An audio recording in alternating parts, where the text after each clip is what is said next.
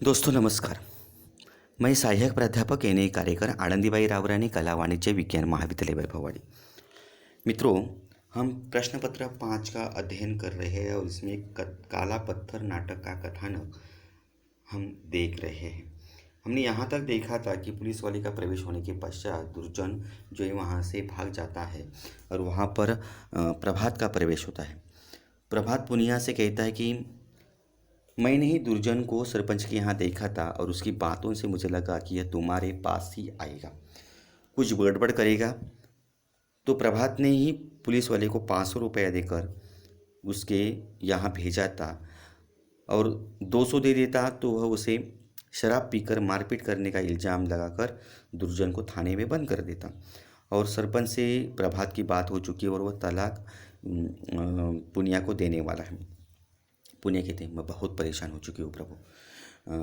और उसी वक्त वहाँ पर दोनों की बातें होते हुए बाद साधु का प्रवेश होता है। साधु कहता है कि कुछ मिल जाए बच्चा। प्रभात कहते हैं हम गरीबों से क्या मिलेगा, मुझे अपना ही खर्च चलाना मुश्किल हो रहा है। आप गलत जगह पर आ गए हैं। किसी अंधे के आँख के अंधे गांठ के पूरे के पास जाओ, आपको एक ही जगह बहुत सारा मिल जाएगा। साधु कहता है गांठ के पूरे बहुत कंजूस होते हैं बच्चा। प्रभु प्रभात कहता है पर बुजदिल भी तो होते हैं। आप कैसे बाबा हैं, उन्हें फंसाना तो आप लोगों के लिए बाएं हाथ का खेल है। साधु कहते हैं ठीक कहते हो बच्चा, तुम बहुत समझदार लगते हो। और वहाँ से उसकी समझदारी का अंदाजा आने के पश्चात साधु वहाँ से चला जाता है। प्रभात पुनिया से कहता है कि ये बहुत होशियार होते हैं। समय इन तिलों में तेल नहीं है, अभी तो तुम अकेली होती तो वह इतनी जल्दी ना आ जाता, यहीं पर पैर फैलाकर बैठ जाता, हो सकता था लेट भी जाता। और वह कहता है कि ये साधु होते हैं वो बहुत ही स्त्रियों को ये बड़ी जल्दी से सम्मोहित कर देते हैं और स्त्रियों का गलत फ़ायदा भी वे उठाते हैं। ऐसा कहकर इन दोनों की बातें होती रहती है। वो परेशानी से भी जूझ रही है पुनिया, ये परेशानी भी प्रभात से वह कहती है। उसी वक्त वहाँ पर भिखारिन का प्रवेश होता है। भिखारिन को देखते हुए प्रभात उन्हें पहचानता है कि प्रभात कहता है कि ये फल वाले चाचा है जो सिर पर टोकरी रखे फल बेचारे बेचा करते थे। ये अब अंधे हो चुके हैं और वह उन्हें 5 बरस बाद तो देख रहे हैं। उसे कुछ देखकर उन्हें वह अपने ओर से पैसे दे देता है और वहाँ से वे चाचा चले जाते हैं। तब ये ग्रामवासी का प्रवेश होता है। तो ग्रामवासी की बातें हैं कि बहुत दिन से कुछ दिखाई नहीं पड़ रहा है, सब कुछ गायब है। ये दोनों एक दूसरे से कह रहे हैं कि इस बार सत्य साईं बाबा के दर्शन किए और बहुत सारी विभूति लेकर आया हूँ, मुझे भी थोड़ी सी, तुझे भी थोड़ी सी दूंगा। रोज़ बहुत सुबह थोड़ी सी विभूति जीभ में छू लेना, बहुत सारे रोग छूमंतर आपके हो जाएंगे, ऐसा वह कहता है। ग्रामवासी एक दूसरे की बातें जो है इसके संबंध में, इस समस्या के संबंध में या संतोषी और पुनिया के बारे में वे कहते हैं। और दोनों जो है ये ग्रामवासियों आस्था और सकारात्मकता के बारे में भी वे अपनी बातें यहाँ पर बताते हैं कि किस तरह से आस्था और सकारात्मकता सोच का शरीर पर प्रभाव पड़ता है। बबूते में कुछ नहीं है, इन सब पचड़ों में मत पड़ो, ईमानदारी से जीवन व्यतीत करो, ऐसा वे कहते हैं। तो ग्रामर से दूसरा कहता है कि इसमें तिकड़म की क्या बात है, यदि हमारे परिवार होता तो 4-5 चेले पकड़ लेता, वे बढ़ा चढ़ाकर मेरे चमत्कारों की ढील पीटते, चढ़वा आना शुरू हो जाता। भारत में जनता की को बेवकूफ़ बनाकर पैसा कमाना बहुत आसान है, बस थोड़ी सी बुद्धि और चालाकी चाहिए। भारत जैसा देश संसार में कहीं नहीं मिलेगा, सबसे ज़्यादा निठल्ले भारत में ही पलते हैं। और वो कहता है कि फंसाने का तरीका सबसे ज़्यादा भारत में ही इस्तेमाल किया जाता है। ऐसे इन दोनों की बातें यहाँ पर होती रहती है। मित्रों, यहाँ पर आगे देखा जाए तो यहाँ जातीय पंचायत बैठी हुई है और जातीय पंचायत में सरपंच सभी को कहता है कि आप लोग ध्यान से सुनिए, आज ये जातीय पंचायत और ग्राम पंचायत की मिलीजुली बैठक है। अब पंचायत की कार्यवाही शुरू होती है और यहाँ पर पंचायत की कार्यवाही शुरू हुई है। आज पंचायत की बैठक में विशेष रूप से बुलाई गई है। वह उसका विषय जो रहता है वह संतोष किसान की बेटी पुनिया ने पति के अत्याचार से तंग आकर तलाक के लिए उन्होंने अर्जी दी है। केस काफ़ी दिनों से लंबित था। पंचों ने केस की काफ़ी छानबीन की है, आज उस पर फैसला होना है। सबसे पहले पुनिया जो है अपनी बात पंचायत के सामने रखने के लिए पुनिया को कहा जाता है। पुनिया कहती है कि गौना होना होकर बहुत दिन हो गए, इस शराबी आदमी ने बहुत सारे अत्याचार उसके ऊपर किए हैं, हर तरह से उसके लिए उसे प्रताड़ित किया है। उसे जेवर, घर, बर्तन, सब कुछ शराब की भेंट उन्होंने चढ़ा दी है। घर भी उन्होंने गिरवी रखा है। इतना गिरा हुआ इंसान है, उसने मुझे वेश्या बनाना चाहा है। इस इंसान के साथ अब मैं नहीं रहूँगी। और दुर्जन कहते हैं यह सब कुछ झूठ है। सरपंच कहता है तुम अब चुप रहो, जब आपको बोलने का मौका दिया जाएगा तभी आप बोलो। पुनिया कहती है कि मैं सच कह रही हूँ, भगवान जानता है इसने मेरे साथ कितनी नीचता की है। घर में जब वह अकेली रहती है तो अपने शराबी दोस्तों को छेड़छाड़ करने के लिए उसके यहाँ घर में भेज देता है, इसे शराब पिलाते हैं। किसी तरह उसके बचा कर वह वहाँ से भाग चुकी है, ऐसा भी वे वहाँ सरपंच पंचायत के सामने बता देती है। सरपंच कहते हैं हाँ दुर्जन, अब तुम अपनी बात कहो, तुम्हें पक्ष में क्या कहना है। तो पंचायत के सामने वह दुर्जन कहता है कि है यह झूठी इल्ज़ाम जो है उसके ऊपर लगा रही है। इसकी बातों में विश्वास न करने का वह पंचायत को कहता है। खुद मेरे दोस्तों पर यह डोरा डालती है, ऐसा भी वह झूठा इल्ज़ाम जो है यह पुनिया के ऊपर लगा देता है। सरपंच कहते हैं तब तुम तलाक क्यों नहीं देना चाहते, तुम इस तलाक देकर इसी विवाह किसी से विवाह वह तलाक देकर और किससे विवाह कर लो। दुर्जन कहता है कि इसकी समाज से थू थू न हो, इसलिए मैं इसे तलाक नहीं देना चाहता। मैं इसे किसी भी कठिन समय में घर में रखने के लिए तैयार हूँ, ऐसा वो कहता है। लेकिन पंच कहते हैं कि पंचों ने उनका कहते हैं कि रास्ते में यह बहुत बेहोश पड़ा रहता है। गाँव वालों का कहना है कि बेहोश या शराब में धूत रहता है। इसीलिए वह कहते हैं कि इसे पुनिया को तलाक मिलना ही चाहिए। दुर्जन कहता है पुनिया को अच्छी तरह यह रखूँगा, एक मौका देने के लिए वह गिड़गिड़ाता है। लेकिन दूसरा पंच कहता है कि तलाक की अर्जी पुनिया ने दी है, पुनिया को तलाक मिलना ही चाहिए। दुर्जन की दुर्जन ज़बरदस्ती तलाक नहीं दिला सकते, ऐसा कहता है। सरपंच कहता है वह नारी प्रताड़ना के केस में अब तुझे गिरफ्तार हम कर देंगे या जेल भिजवा देंगे। तो दुर्जन कहता है कि यह अन्याय है। सरपंच न्याय अन्याय देखना जो है वह सरपंच कहता है मेरा काम है। पुनिया की तलाक सर्वसम्मति से स्वीकार की जाती है और वहाँ पर पुनिया साथ ही पुनिया को 1000 रुपया गुजारा भत्ता देना होगा।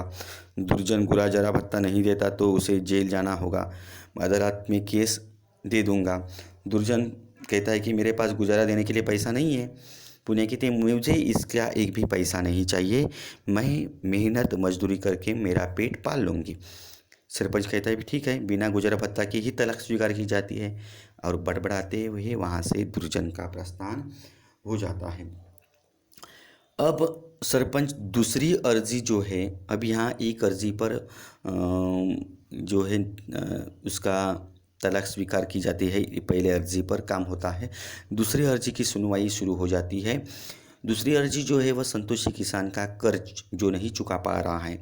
तो कोल्हू सेठ कहता है कि संतोषी किसान ने ज़मीन मेरे यहाँ रहन रखी है, 5,000 रुपये कर्ज लिया था। कर्ज की शर्त के अनुसार 5 वर्ष तक 1 रुपया न अदा कर पाने की हालत में रहन रखी ज़मीन चीज़ कर्जदाता की हो जाती है। अब संतोषी की ज़मीन पर उसका अधिकार है, अब संतोषी को उस ज़मीन पर खेती करने का अधिकार नहीं रहेगा। तो ऐसा न कहिए, इस बार फसल होने पर मैं कर्ज चुका दूंगा, ऐसा संतोषी कहता है। तो उस कल्लू सेठ यह मानने के लिए तैयार नहीं है और उस वक्त वह एक बात उसके सामने रख देता है, शर्त रख देता है कि अपनी तलाकशुदा लड़की का विवाह मुझसे कर दो। तो ग्रामवासी भी चौंक जाते हैं कि वह कहते हैं कि इस उम्र में विवाह होगा, आप यहाँ यह मुँह जो है मसूर की दाल जो का मुँह है आपका। तो पुनिया भी कहते मुझसे ये विवाह स्वीकार नहीं है। तो कल्लू सेठ कहता है मैं तुम्हारी जाति का हूँ, तुम तलाकशुदा हो, विवाह करने में क्या हर्ज है। पुनिया कहती है यह प्रस्ताव रखते हुए तुम्हें शर्म नहीं आती, यह अनमेल विवाह मुझे नहीं करना है। और वह इस विवाह से धिक्कारती है। कल्लू सेठ कहता है तो तुमसे कोई कुंवारा लड़का थोड़े ही विवाह करेगा। उम्र से क्या होता है, मैं शरीर से पुष्ट हूँ, ज्योतिषियों ने मेरी आयु 100 साल बताई है।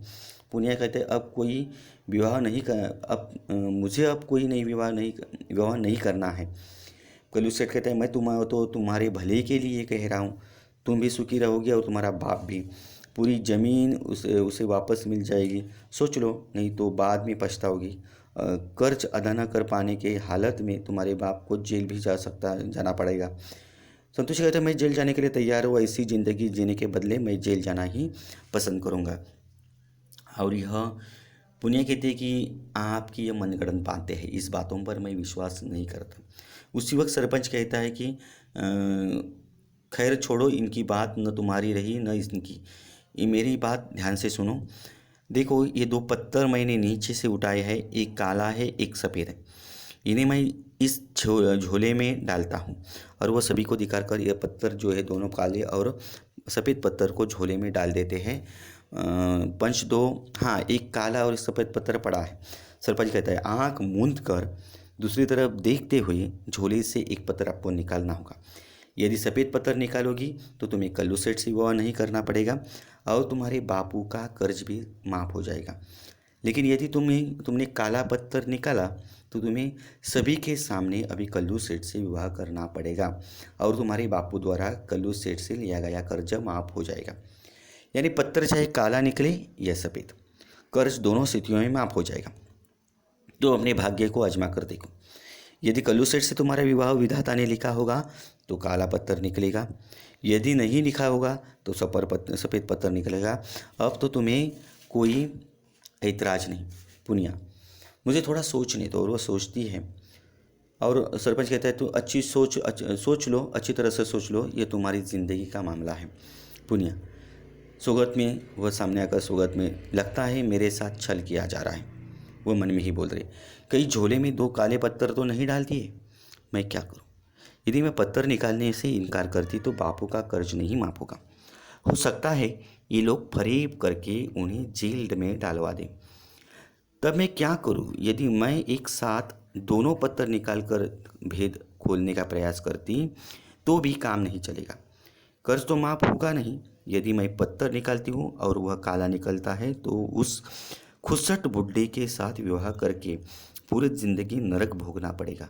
हे प्रभु अब क्या करना होगा। और थोड़ी दिन आंखें बंद करके वो सोचती है। पूर्व स्थान पर आकर वह कहती है कि मैं पत्थर निकालने के लिए तैयार हूँ। सरपंच कहता है ठीक है, देर आए दुरुस्त आए। पुनिया जो है कहती है कि राजीनामे के सारे कागजात दस्तखत करके मेरे बापू के हवाले कर दिए जाएं। तलाक मंजूरी और बापू के कर्ज माफ़ी के कागजात पहले देने होंगे, तभी मैं एक पत्थर निकालूंगी। सरपंच सभी कागजात पहले से ही तैयार कर दिए गए हैं, मुझे अनुमान है कि यह शर्त तुम जरूर स्वीकार कर लोगी। कागजात पुनिया को दिए जाते हैं। पुनिया उन्हें देखती है और अपने पिताजी के यहाँ देती है। संतोषी बेटी तुम यह क्या कह रही हो, मेरे लिए अपनी ज़िंदगी क्यों दांव पर लगा रही हूँ। मेरी चिंता मत करो, ऐसे उनके पिताजी यानी संतोषी कहते हैं।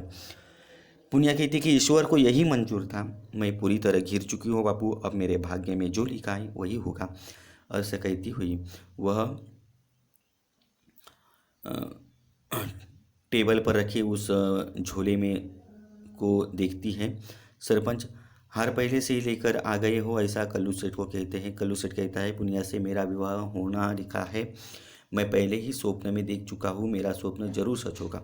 पुनिया इन्हें विवाह हो जाने का पूरा विश्वास क्यों है, ऐसा वह कहती है। पुनिया झोले की में पत्थर देख सकती हूँ। सरपंच कहते हैं नहीं। पुनिया कहती क्यों, यदि तुम आकृति देख लोगी तो अच्छी तरह से अनुकूल पत्थर निकाल लोगी, टटोल कर पत्थर पहचान जा सकता है। तो पुनिया जो है वह पत्थर निकालने के लिए तैयार हो जाती है और वहाँ ज़मीन पर वह पत्थर गिरा देती है। पत्थर काले सफ़ेद पत्थरों में मिल जाता है।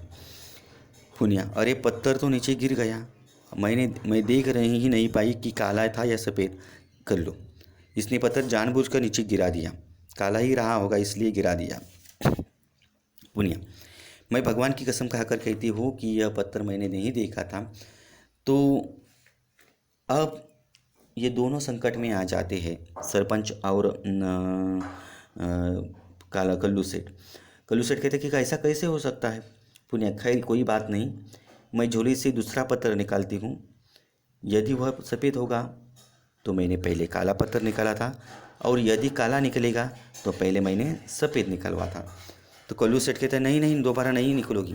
सरपंच, मैं फिर से काला और सफ़ेद पत्थर झोले में डालता हूँ, तुम दोबारा पत्थर झोले से निकालो। पुनिया, नहीं नहीं, ऐसा नहीं होगा, मैं झोले में बचा पत्थर ही निकालूंगी, बार बार यह नया नाटक नहीं करूँगी। मैं जो भी कर रही हूँ उसमें गलत क्या है, बचा पत्थर बता देगा कौन सा पत्थर पहले निकला था। तो युवक कहता है कि पुनिया ठीक कह रही है, और उस पुनिया की बाजू में हर एक ग्रामवासी बोलता है, युवक बोलते हैं, और पुनिया को वही पत्थर निकालने के लिए अनुमति दी जाती है। युवक कहते हैं कि पुनिया को पत्थर निकालने दो, बेचारी दुखिया को इतनी देर से तंग कर रहे हो। अन्य ग्रामवासी भी कहते हैं कि पुनिया को पत्थर निकालने दो, पत्थर निकालने पुनिया को ही दो। सरपंच कहता है कि जनमत का हम आदर करना ये होगा, झोले से पत्थर निकालो। और पुनिया आंखें बंद करके झोले से वही पत्थर निकलवाती है, और सभी को सामने दिखाती है कि अच्छा तरह से देख लो, यह पत्थर काला है। इसका मतलब यह है कि पहले निकला गया पत्थर जो था वह सफ़ेद था। ऐसी चालाकी करके पुनिया जो है, अब यह बात जो है ये जीत जाती है। सरपंच कहता है कि तुम जीत गई, कर्ज और विवाह से मुक्त हो गई, अब पंचायत की कार्यवाही यहाँ समाप्त हो जाती है। कल्लू सेठ कहता है सरपंच से कि मैं तो बर्बाद हो गया, कहीं का न रहा। सरपंच, तुम्हारा भाग्य ही खराब है, मैं क्या करूं, मैंने तो झोले में 2 काले पत्थर डाले थे, निर्णय तुम्हारे पक्ष में ही आना था, पर इस चालाक लड़की ने सारा खेल जो है वह चौपट कर दिया। संतोषी, ईश्वर ने हमारी रक्षा की, ईश्वर था इसलिए हम बच गए, अब मुझे समाज का कोई डर नहीं। प्रभात कहता है आज मान गया, सुंदरता के साथ तुम्हारे पास दिमाग भी है, तुम्हारी बुद्धि को मैं नमन करता हूँ। पुनिया, क्यों लज्जित कर रहे हो। और वह दोनों की बातें वहाँ पर हो जाती है। यहाँ पर नाटक यह समाप्त हो जाता है, और इस नाटक में एक पुनिया जैसी स्त्री को या कल्लू संतोषी जैसे गरीब किसान के ऊपर किस तरह से यह महाजन अपना रूप जमाते हैं, यह चित्रण इस नाटक में दिया गया था। काला पत्थर नाटक पूरी तरह से ग्रामीण समस्याओं पर केंद्रित है, कारण गांव के गरीब किसान कर्ज में डूबे हुए हैं, सूदखोर महाजन जो है किसानों का अनेक प्रकार से शोषण कर रहे हैं, शासन तंत्र भी भ्रष्टाचार में डूबा हुआ है, और इसमें यह शासन भ्रष्टाचार में डूबे हुए शासन को ये महाजन किस तरह से साथ दे रहे हैं। ग्राम पंचायत भी अपना हित साध रही है। महाजन बड़े चालाक और कंजूस ऐसे होते हैं, और किसान को की गरीब मजदूरी का भरपूर वे फायदा उठाकर अपने मनमानी करने का प्रयास वे करते हैं। इस तरह का माहौल, इस तरह का चित्रण, इस तरह की बातें जो है इस नाटक के द्वारा बताई गई है। दोस्तों, आज हम कथन के द्वारा इस नाटक का भी अध्ययन यहाँ पर समाप्त कर देते हैं। आप इस वीडियो को ध्यान से सुनिए।